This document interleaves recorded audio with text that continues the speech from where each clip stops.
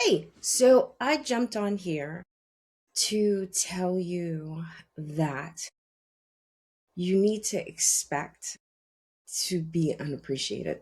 Like, I know you're like, what? Like, aren't you love and light? Aren't you supposed to be telling? Yes, but I also want to give you the reality of the game as well. Yes, you strive to be around people and systems that appreciate what you do because they talk about appreciation and they talk about appreciation and they're like, oh, you need to show appreciation to God, you need to show appreciation to this, you need to show appreciation to that. But if you're like me, you're sitting around going, so where's my appreciation? Like, is somebody gonna appreciate me? Is that going to happen? And what I've learned, hi, they sent me. What I've learned is appreciation starts with yourself. And I learned that I do what I do the way that I do it and the caliber that I do it because that is my standard. Does that make sense? I don't do it for applause. And the reason I can sit in front of you and say that now is because I've gone through the doing dynamic shit like no one's seen before. And you don't even hear the crickets. The crickets don't even show up. And it was just like, it got to a point where I was just like, yo, am I invisible? I made a song that's like, am I fucking invisible? What is happening right now? It's like you see what I'm doing. I brought my kids out of poverty and we live in a house now, and I got multiple businesses. I'm making six figures. I'm doing all the stuff that it's like by myself. Like I'm like this. I'm like a freaking octopus. And I'm looking around and it's like everybody's just like, yeah, whatever. Yeah, like I work, I don't do anything. And don't get it twisted, I'm not 100% healed. So there is a part of me that's just like, yo, am I freaking invisible? But that part, as the years go by and the lessons take hold, break more and more. And it's less about who claps or who says I do a great job. It's more about I like it. Did I fulfill what I saw? I saw what I saw in my mind's eye because they see, but I don't see with these. I see with my mind. Like, did I fulfill what I saw I was going to do? Did I do the level of work that I know that I am supposed to be doing because I have my own values and I have my own standard? Do things at the standard of the client or the position or your mom, so you're supposed to be like this, or you're a friend, so you're supposed to be like this. No, I have a certain standard. And I set my standards pretty high because if I set my standards high, I have something to aspire to. If I set my standards at where I can meet it, what's the fun in that? Like, I love puzzles and games and stuff. What's the fun in that? On playing a game that you can beat. It's the ones that you're like, damn, how am I gonna make this happen? Like, how are we gonna do this? And that brings my intelligence and my gifts get activated. That's why I love when people ask me questions. When people ask me questions, I'm not expecting it. So I have to dig into my spiritual bag of infinite tricks to not tricks, but infinite wisdom to pull out what I know, and to find out. And if I don't know, I'll tell you I don't know. If you know more than me, I listen. I don't I do and I tell this to my people all the time. I don't know everything. I know a lot about a lot, but I don't know what I don't know. I don't know what I don't know until I find out I don't know it. Does that make sense? So for me, it's more along the lines of I have my standard, and as long as I meet my standard and I am proud of me, no one ever texts me when I am not recording. But when I'm recording, everybody wants to text me. But yeah, so as long as I meet my standard where I want to be, you know, the rest is kind of irrelevant, and the rest is gravy. The oh my God, Keisha, you're so amazing, blah blah blah. Because what people find amazing today, the same thing they probably won't find amazing tomorrow. So you trying to chase applause, or you're like, I'm not trying to chase applause. If you are constantly getting upset because you did something and no one really even cared about it and no one noticed it, and you're like, I'm not going to do this anymore because no one noticed it and no one cares. I've been there, and this is how I can talk about it because I've been there. I'm not doing it anymore. And all I heard my spirit squad say to me is, so who are you doing it for? And I sat there and I was just like, what do you mean? And they're like, if your output is contingent on someone recognizing you, not only recognizing you, but applauding you and like giving you accolades or giving you something, you're not doing it because you want to do it. You're doing it because you believe that you're going to get a certain outcome from an external force. And that's when I realized, oh, damn, this is going to be a hell of a test. And it's been one of my hardest tests that I keep taking over and over again. And you'll be like, oh, so maybe you didn't learn the lesson. It's not about that. With this, it's about every level, there's a different type of validation test, is what I call them, because you are at a lower level, nobody recognizes you, blah, blah, blah, all that other stuff, you keep going. And you're like, screw it, I don't care. I'm doing this for me. I'm doing this for me. You do more because you want to do more. Remember, I'm talking about me. I do more because I want to do more. There's more in me. And I want when this part of the game is over, or chapter or life or whatever is over, that I'm sitting, even if I'm by myself, I'm sitting and I'm replaying the movie in my head and I'm crying. I'm about to cry right now. I'm crying because I kicked its ass. You understand? I took it to the limit. I pushed it to the limit. I rather believe that I can do it and have the pain of, damn, it didn't come in the way I thought it was going to come in, or damn, it didn't happen the way I thought it was going to happen, or damn, I tried though, instead of damn, I never tried that, or I didn't even try to hold on to that connection. I just, I kept doubting, I kept pushing it aside, I kept doing this and I kept doing that, and it's like, damn, I rather have the pain, because you're going to only, it is if you're going to have pain, you're either going to have the pain of it didn't quite work out the way you expected it to work out and went a different direction, and you're like, damn, I really wanted this, I went for it, but I kind of fell short, opposed to never trying. I refuse to regret.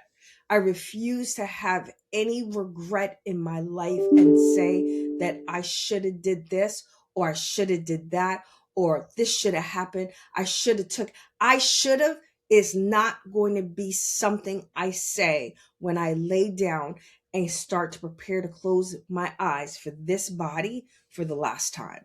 Refuse. I refuse to go into the next life saying I have baggage from this life. No, balls to the wall. I hang out with mostly guys, so just bear with me. I'm going to push it to the limit. I'm going to believe in that. I'm going to strive for my level of what I want. Not perfection, but the level of who I want to be. When I make a design, I just made a design for a client, and I gave everything. I left everything on the table. I didn't get paid for it. And it's not that I didn't get paid for it because, oh my God, he was a bad person and all this other stuff. No, I didn't get paid for it because I didn't ask for it. Yeah, and I said, I didn't ask for it. What I wanted to do is I wanted to challenge myself to see if I can make this design and make it in a way that makes him go, oh my God, wow, this is amazing. And that's what I did. I don't go by, oh my God, how much is the client paying me? I go by, is this my assignment? Is he my assignment? Is it my assignment to give him the tools that he needs to do what he needs to do? Then I'm like, I'm good with it. I'm good with it. And I had fun doing it.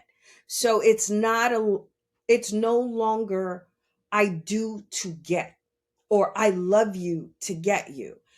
I love you because I love you. I want to be around you because I want to be around you. It's not I want to be around you or I want to be with you so I can get something from you. That's not I don't I it doesn't work. It's like it's one of those things that it's just like, yeah, I tried that didn't work. So now I'm living for me. you know I spread love and I talk to people because I love doing it. I make videos because I love doing it. I'll be sitting here and go, damn, and then I'll go to my spirit team, you want me to make a video, don't you? And they're like, yeah, that would be a really good video. And I just turn on my camera. It's a Sunday morning, I just woke up, finished doing something for the commissioner, and people would be like, oh my God, you work on a Sunday? You're not getting paid to work on a Sunday. That's part of the executive service professional that I am. When I have a client, it doesn't stop. When you have a business and a whole freaking career ecosystem, there is no days off. Yeah, they say you take breaks, but there is no days off because the client needs certain things. Now, if it wasn't a good client, I just wouldn't be with that client. You were like, oh, but they don't treat me well, so I'm not doing that for them. So you're only doing what you're doing, not because it's what you want to do, but it's because you're getting something, whether it be pay, whether it be accolades. It could be a number of things. But if you're only doing it to get that, you are going to be miserable. I do what I do because I love what I do. I love what I do. I love how I do it. I love the caliber of how I do it. I love when I put it before people, before I even put it before anyone, I'm sitting going, this is hot. This is fire. This is the dopest shit I've ever done. I already know my caliber of work. So if you don't know my caliber of work, I know one of two things. I know two things. If you're like, that's not that, I don't like it, then okay, we tweak it because you're the client. Now, if you're like, yeah, that's nice, and you just never use it, that has nothing to do with me. That's on you. I know I did caliber work, high caliber work. So it's about being whole and complete in yourself to know that I'm not looking for outward validation. I'm looking for my own validation inside of me. Because if I'm looking for my validation inside of me, I can never be disappointed. I can either be like, that didn't quite hit the way I wanted it to. Let's tweak it. And that's me calibrated and working within myself. You can't do that with people outside because people outside have their own calibration. They have their own standard. They have their own way of thinking. So you trying to get that from outside people, it might be the best thing ever because you might find a friend like me that's like, oh my God, this is amazing. Let's do this, blah, blah, blah. Oh my God, and it's amazing, but not everybody's like me. You're going to run across people, especially if you were like me, where you needed people to say you were great because you didn't know you were great. I needed people. This is where I get this is where I get personal. Or vulnerable. I needed people to tell me I was great because I did not know that I was great. No, I'm lying. I knew this entire time that I was great. But the outward, I would say, like, register or manifestation of what was happening wasn't connecting with what I felt inside. Does that make sense?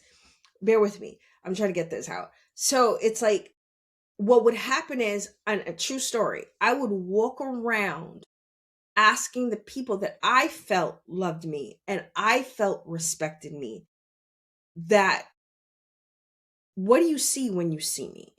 Because it's like, I would ask them that, like, what can I do to make myself better? I would ask those questions. And what I found was, even the people who really did care about me, they were telling me who I was from their lens. I've said this before. They were telling me who I should be, who I am, with the lens that they have and the capacity in their brain that they have to hold me. You have to stop asking outside of yourself who you are. It wasn't until I sat, that dark night of the soul, boy, I sat and had no one to ask. There was a point in time in my journey where there was no one there but God and the God in me. There was no one there. No. Even at one point, there were no spirits for me to talk to. That empire level is not for the weak. But it's like, there was no real, hey, what do I do? Hey, who the fuck am I? It got to a point where they stripped away everything and everyone. And all I was doing was sitting there with myself going, what are we going to do now? I did a lot of crying. And I was like, what are we going to do now? And then it started to be where I started to feel what my body wanted. I started to pay attention to what my brain was trying to show me. I started to pay attention to my mind and where my mind would drift to. I started to pay attention to my heart and what my heart wanted. I started to pay attention to my shadow and what my ego and shadow wanted, and I started to stop villainizing the different parts of me and started to integrate all of them. And I made the jump from, I need all these people around me to say that I'm great, so it confirms to me what I feel inside, right? What I did was, I started to, and I still do this now, I get with every part of me and I'm like, this is hot. We did our shit. We're great. We look amazing. Anything that needs to be tweaked, we'll tweak it. You know what I'm saying? Anything that needs to be elevated, we'll fucking elevate it. But it's no longer 100%, because before it was 100%. I told you I was walking around asking people, what do you see when you see me? Who am I? I used to go to tarot readers and be like, what do the cards say I am? Who am I? With me knowing the entire time, I knew who I was, but I couldn't believe it because someone else didn't tell me that they saw it too. Does that make sense? It's like, it wasn't until I was like, I don't give a fuck if no one sees it. If no one sees it, it's not my problem. You understand? I'm a designer. I'm a creator. I'm a healer. I'm a lover. the best person I fucking know. And it was like, it got to a point where I had to be like, almost like warlike with it, and be like, no, you will not tell me who I am, because I know who I am. I know what I bring to the table. I know what my standard is, because I set my standard. I didn't allow anyone else to set my standard. I didn't allow this person to tell me who I am. I know my faults. I know where my weaknesses are. I know when shit's not quite right. You understand? But I also know that I am kick-ass in this area. I know that if you get me as a partner, you have like gold that you have that golden goose that just keeps going.